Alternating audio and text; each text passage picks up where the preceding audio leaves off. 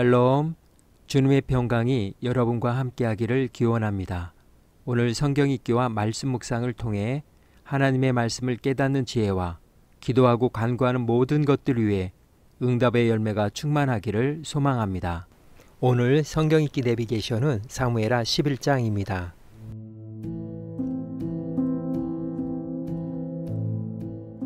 그 해가 돌아와 왕들이 출전할 때가 되매 다윗이 요압과 그에게 있는 그의 부하들과 온 이스라엘 군대를 보내니 그들이 암몬 자손을 멸하고 랍바를 에워쌌고 다윗은 예루살렘에 그대로 있더라. 저녁 때에 다윗이 그의 침상에서 일어나 왕궁 옥상에서 거닐다가 그곳에서 보니 한 여인이 목욕을 하는데 심히 아름다워 보이는지라. 다윗이 사람을 보내 그 여인을 알아보게 하였더니 그가 아뢰되 그는 엘리암의 딸이요 햇사람 우리아의 아내 바세바가 아니니까. 다윗이 전령을 보내어 그 여자를 자기에게로 데려오게 하고 그 여자가 그 부정함을 깨끗하게 하였으므로 더불어 동침하매 그 여자가 자기 집으로 돌아가니라. 그 여인이 임신하매 사람을 보내 다윗에게 말하여 이르되 내가 임신하였나이다. 다윗이 요압에게 기별하여 햇사람 우리아를 내게 보내라. 요압이 우리아를 다윗에게로 보내니 우리아가 다윗에게 이르매 다윗이 요압의 안부와 군사의 안부와 싸움이 어떠했는지를 묻고 그가 또 우리아에게 이르되 내 집으로 내려가서 발을 씻으라. 우리아가 왕궁에서 나가매 왕의 음식물이 뒤따라가니라.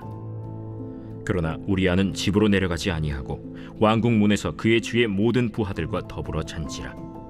어떤 사람이 다윗에게 아뢰되 우리아가 그의 집으로 내려가지 아니하였나이다. 다윗이 우리아에게 이르되 내가 길 갔다가 돌아온 것이 아니냐? 어찌하여 내 집으로 내려가지 아니하였느냐? 언약궤와 이스라엘과 유다가 야영 중에 있고 내 주 요압과 내 왕의 부하들이 바깥들에 진치고 있거늘 내가 어찌 내 집으로 가서 먹고 마시고 내 처와 같이 자리이까? 내가 이 일을 행하지 아니하기로 왕의 살아계심과 왕의 혼의 살아계심을 두고 맹세하나이다. 오늘도 여기 있으라. 내일은 내가 너를 보내리라. 우리아가 그날에 예루살렘에 머무니라. 이튿날 다윗이 그를 불러서 그로 그 앞에서 먹고 마시고 취하게 하니 저녁 때에 그가 나가서 그의 주의 부하들과 더불어 침상에 눕고 그의 집으로 내려가지 아니하니라. 아침이 되매 다윗이 편지를 써서 우리아의 손에 들려 요압에게 보내니 그 편지에 써서 이르기를 너희가 우리아를 맹렬한 싸움에 앞세워두고 너희는 뒤로 물러가서 그로 맞아 죽게 하라. 요압이 그 성을 살펴 용사들이 있는 것을 아는 그곳에 우리아를 두니 그 성 사람들이 나와서 요압과 더불어 싸울 때 다윗의 부하 중 몇 사람이 엎드러지고 햇사람 우리아도 죽으니라. 요압이 사람을 보내 그 전쟁의 모든 일을 다윗에게 보고할세 그 전령에게 명령하여 이르되 전쟁의 모든 일을 네가 왕께 보고하기를 마친 후에 혹시 왕이 노하여 네게 말씀하기를 너희가 어찌하여 성에 그처럼 가까이 가서 싸웠느냐? 그들이 성 위에서 쏠 줄 알지 못하였느냐? 여룻베셋의 아들 아비멜렉을 쳐 죽인 자가 누구냐? 여인 하나가 성에서 맷돌 윗짝을 그 위에 던지매 그가 데베스에서 죽지 아니하였느냐? 어찌하여 성에 가까이 갔더냐 하시거든 네가 말하기를 왕의 종 햇사람 우리아도 죽었나이다 하라. 전령이 가서 다윗에게 이르러 요압이 그를 보낸 모든 일을 다윗에게 아뢰어 이르되 그 사람들이 우리보다 우세하여 우리를 향하여 들로 나오므로 우리가 그들을 쳐서 성문 어귀까지 미쳤더니 활 쏘는 자들이 성 위에서 왕의 부하들을 향하여 쏘매 왕의 부하 중 몇 사람이 죽고 왕의 종 햇사람 우리아도 죽었나이다. 너는 요압에게 이같이 말하기를 이 일로 걱정하지 말라. 칼은 이 사람이나 저 사람이나 삼키느니라. 그 성을 향하여 더욱 힘써 싸워 함락시키라 하여 너는 그를 담대하게 하라. 우리아의 아내는 그 남편 우리아가 죽었음을 듣고 그의 남편을 위하여 소리내어 우니라. 그 장례를 마침에 다윗이 사람을 보내 그를 왕궁으로 데려오니 그가 그의 아내가 되어 그에게 아들을 낳으니라. 다윗이 행한 그 일이 여호와 보시기에 악하였더라.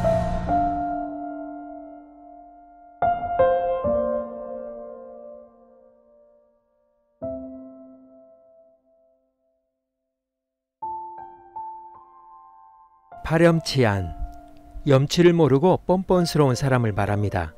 여기서 염치라는 말의 한자는 청렴할 염과 부끄러워할 치자로 마음이 깨끗하고 체면을 차릴 줄 알며 부끄러움을 아는 마음으로 인간으로서도 반드시 기본적으로 가지고 있어야 되는 것을 의미합니다. 한편 염치를 사투리로 얌치라고 하는데 염치 있는 체하다 또는 얌치 있는 체하다가 축약된 말이 얌체입니다. 순수 우리말 단어는 주리티입니다. 즉 파렴치한은 염치를 모르고 뻔뻔스러운 사람을 나타내는 말로 모렴치한 사람, 염치가 없는 사람이라고 표현합니다. 이런 사람을 아나무인이라고 하기도 하는데 눈 아래 사람이 없다는 뜻으로 건방지고 눈에 뵈는 게 없다는 말입니다. 다시 말하면 다른 사람의 생각은 의식하지 않고 자기 마음대로 한다는 뜻으로 다른 사람을 무시하는 행동을 말합니다. 오늘 사무엘하 11장의 주제어는 파렴치한입니다. 다윗은 이스라엘의 왕이 된 이후 지금까지 승승장구했습니다. 지금까지 다윗의 공적인 모습이었다면 이제부터는 그의 사생활에 초점을 맞추어 이야기를 진행해 나가는데 하나님의 심판과 징계 아래 고통당하고 괴로워하는 다윗을 묘사합니다. 사절단 일로 시작되었던 10장의 전쟁은 어느덧 1년 동안 진행되고 있습니다. 이 암몬과의 전쟁 이야기는 밧세바 사건이 매듭되어지는 11장에 가서야 마무리됩니다. 암몬과의 전쟁은 요압과 아비새의 총력전으로 다윗이 나서지 않아도 전세가 이스라엘에게 기울어졌으므로 그는 전쟁이 아닌 왕궁에서 한가로운 시간을 보냈습니다.